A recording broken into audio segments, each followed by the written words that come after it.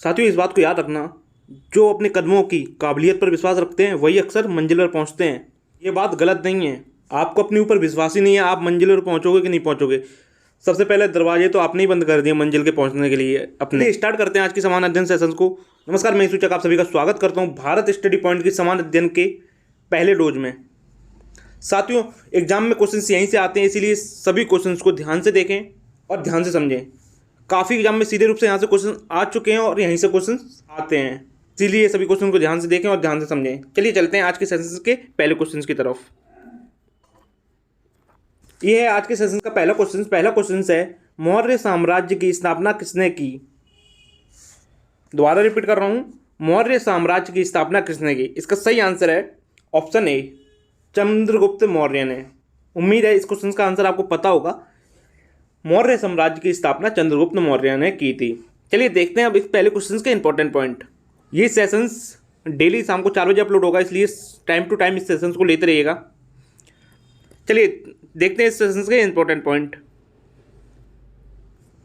ये है इस सेशंस का इंपॉर्टेंट पॉइंट। पहला इंपॉर्टेंट पॉइंट है, मौर्य राजवंश प्राचीन भारत का एक शक्तिशाली राजवंश है।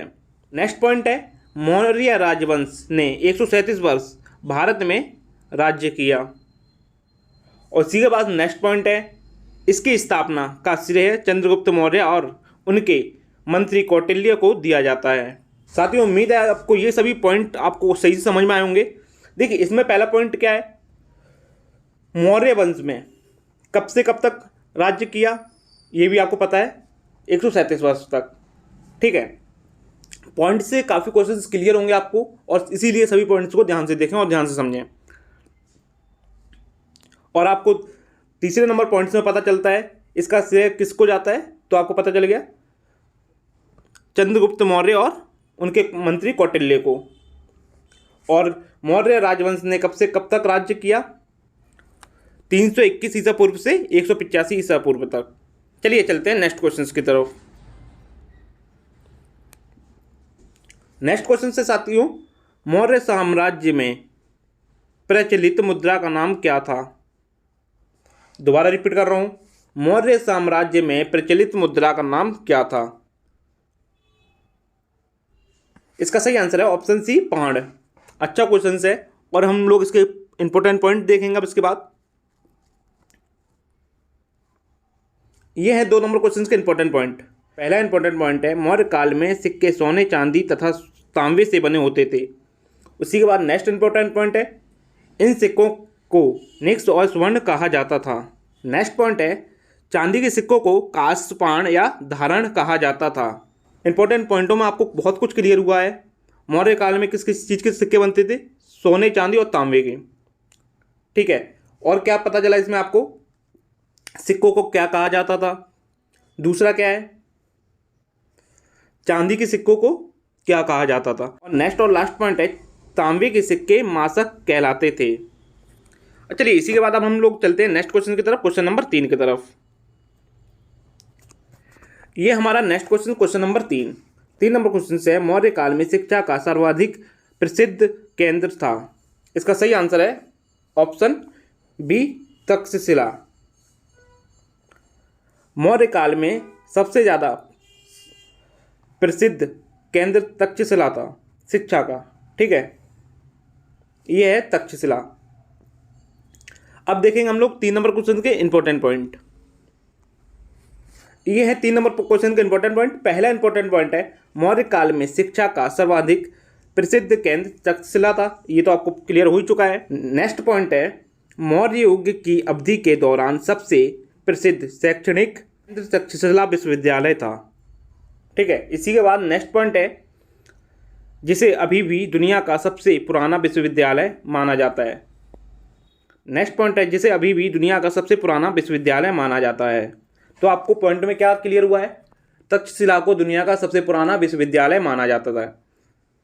तो ये वाला पॉइंट ध्यान रखिएगा आप। चलिए इसी के बाद देखते हैं नेक्स्ट पॉइंट की तरफ चलते हैं। नेक्स्ट और लास्ट पॉइंट है, जिसकी उपस्थिति 5वीं या 6वीं शताब्दी की है। ठीक है, अब इसके बाद चलिए हम लोग चलते हैं नेक्स्ट क्वेश्चन की तरफ। सभी पॉइंट क्लियर हुए होंगे आपको। नेक्स्ट क्वेश्चन है क्वेश्चन नंबर 4। सांची का स्तूप किसने बनवाया? सांची का स्तूप किसने बनवाया? 4 नंबर क्वेश्चन है। इसका सही आंसर है ऑप्शन सी, अशोक ने। यह है सांची का स्तूप। चलिए अब हम लोग जानेंगे इसके इंपॉर्टेंट पॉइंट। यह है इसके इंपॉर्टेंट पॉइंट। पहला इंपॉर्टेंट पॉइंट है, इसे विश्व का सबसे बड़ा स्तूप माना जाता है। तो यहाँ पे आपको क्या क्लियर हुआ है? सांची के स्तूप को विश्व का सबसे बड़ा स्तूप माना जाता है। नेक्स्ट पॉइंट है, वर्तमान में यह स्तूप 1400 फीट के क्षेत्र में फैला हुआ है और इसकी ऊंचाई 51 फीट है। तो नेक्स्ट पॉइंट में आपको क्लियर हुआ है 1400 फीट में फैला हुआ है और इसकी ऊंचाई 51 फीट है। नेक्स्ट पॉइंट है, यह बिहार के चंपारण जिले में केसरिया नामक स्थान पर स्थित है। नेक्स्ट पॉइंट में आपको ये पता चला है ये कहाँ पर स्थित है? चंपारण जिले के केसरिया नामक स्थान पर स्थित है।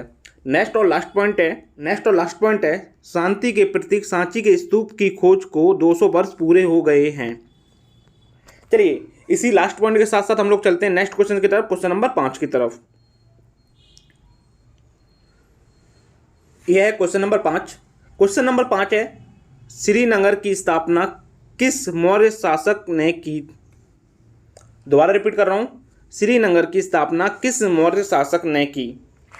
5 नंबर क्वेश्चन है। इसका सही आंसर है ऑप्शन सी, अशोक ने। श्रीनगर की स्थापना मौर्य शासक अशोक ने की थी। चलिए अब देखते हैं 5 नंबर क्वेश्चन के इंपॉर्टेंट पॉइंट। यह है सभी 5 नंबर क्वेश्चन के इंपॉर्टेंट पॉइंट। थोड़ा इसको सिलेक्ट कर लेते हैं। पहला इंपॉर्टेंट पॉइंट है, श्रीनगर का इतिहास काफ़ी पुराना है। ये ध्यान रखिएगा, श्रीनगर का इतिहास काफ़ी पुराना है।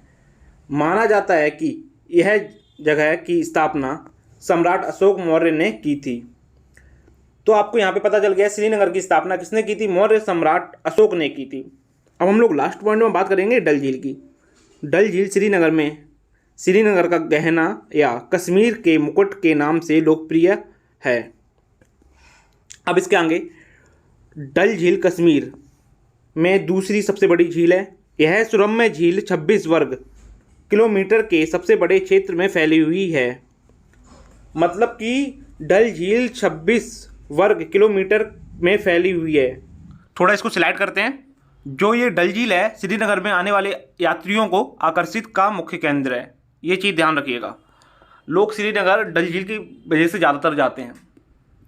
और दूसरा क्या है, डल झील 26 वर्ग किलोमीटर में फैली हुई है। चलिए अब चलते हैं हम लोग नेक्स्ट क्वेश्चन की तरफ, क्वेश्चन नंबर 6 की तरफ। 6 नंबर क्वेश्चन से, कण्व वंश का संस्थापक कौन था? दोबारा रिपीट कर रहा हूँ, कण्व वंश का संस्थापक कौन था? 6 नंबर क्वेश्चन है।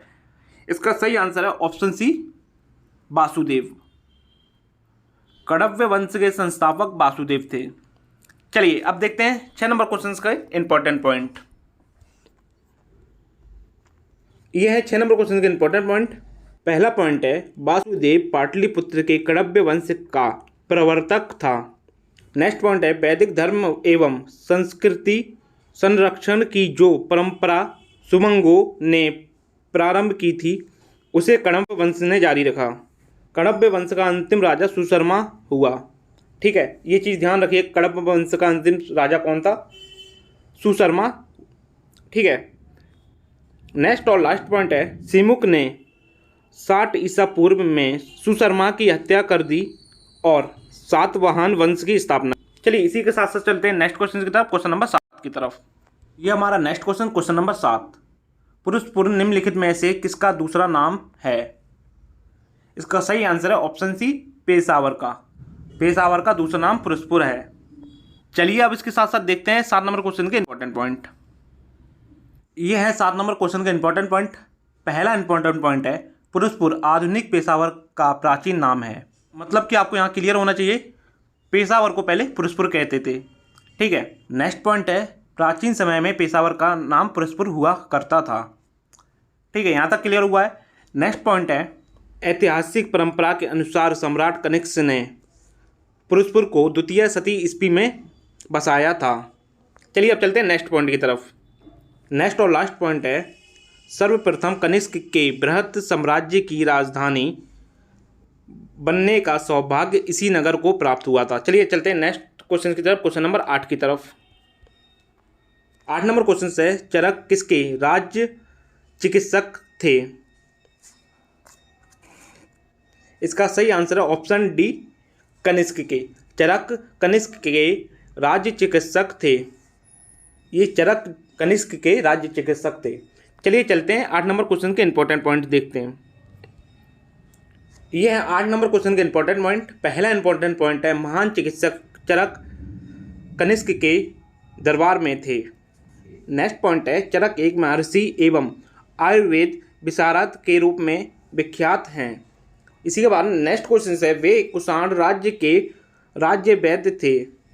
चलिए इसी के बाद नेक्स्ट इसको थोड़ा स्लाइड करते हैं नेक्स्ट पॉइंट के लिए। नेक्स्ट पॉइंट है, चरक संहिता आयुर्वेद का एक प्रसिद्ध ग्रंथ है। यह संस्कृत भाषा में है। चरक संहिता 4वीं शताब्दी ईसा पूर्व में 2वीं शताब्दी के मध्य में लिखी गई है। चलिए अब इसी के बाद हम लोग चलते हैं नेक्स्ट क्वेश्चन, क्वेश्चन नंबर 9 की तरफ। यह है नेक्स्ट क्वेश्चन, क्वेश्चन नंबर 9। यह है next question, question number 9। Question number 9 question है, भारत में सर्वप्रथम स्वर्ण मुद्राएं किसने चलाईं? इसका सही आंसर है ऑप्शन सी, इंडो बैक्ट्रियन ने भारत में स्वर्ण मुद्राएं चलाईं। चलिए चलते हैं अब नेक्स्ट क्वेश्चन की तरफ, क्वेश्चन नंबर 10 की तरफ। नेक्स्ट और लास्ट क्वेश्चन से हमारा यह है क्वेश्चन नंबर 10। क्वेश्चन नंबर 10 है, भारतीय रंगमंच में यवनिका का शुभारंभ किसने किया? भारतीय रंगमंच में यवनिका का शुभारंभ किसने किया? इसका सही आंसर है ऑप्शन ए, यूनानियों ने। यूनानियों ने भारतीय रंगमंच में यवनिका का शुभारंभ किया। चलिए इसी के साथ साथ आज का सेशन हमारा समाप्त होता है सामान्य अध्ययन का। और आपने अभी तक बाबा जी स्टडी को सब्सक्राइब नहीं किया तो सब्सक्राइब करने के साथ साथ बेल आइकन पर क्लिक जरूर कर लें, और साथ साथ बेल आइकन पे क्लिक जरूर कर लें, जिससे कि आपको डेली करंट अफेयर सेशंस के साथ साथ सामान्य अध्ययन का सेशंस प्रॉपर मिलता रहे। और नोटिफिकेशन ऑन जरूर कर लें, जिससे कि आपको प्रॉपर नोटिफिकेशन भी मिलता रहे। और सेशंस अच्छा लगा तो लाइक करें, शेयर करें और अपने फ्रेंडों तक जरूर शेयर करें। चलिए मिलते हैं कल के सेशन में, तब तक के लिए जय हिंद।